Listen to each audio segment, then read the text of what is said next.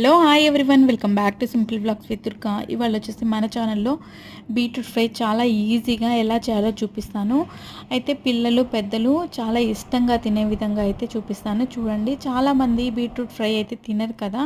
అయితే ఈ విధంగా చేయండి, తింటారు. ముందుగా అయితే ఒక ప్యాన్ పెట్టేసేసుకొని ఆయిల్ వేసేసుకొని పోపు దినుసులు వేసేసుకోవాలి. అవి ఫ్రై అయిన తర్వాత ఉల్లిపాయలు, పచ్చిమిర్చి, కరివేపాకు వేసి బాగా ఫ్రై అయిన కట్ చేసి పెట్టుకున్న బీట్రూట్ ముక్కలు వేసేసుకొని పసుపు ఉప్పు వేసి ఇలా బాగా కలుపుకొని మగ్గపెట్టేసుకోవాలి. ఒక 15 నిమిషాలు మూత పెట్టి ఇలా 15 నిమిషాల తర్వాత మూత ఓపెన్ చేసిన తర్వాత కొంచెము అల్లం వెల్లుల్లి పేస్ట్ వేస్తే చాలా టేస్ట్గా ఉంటుంది ఈ బీట్రూట్ ఫ్రైకి.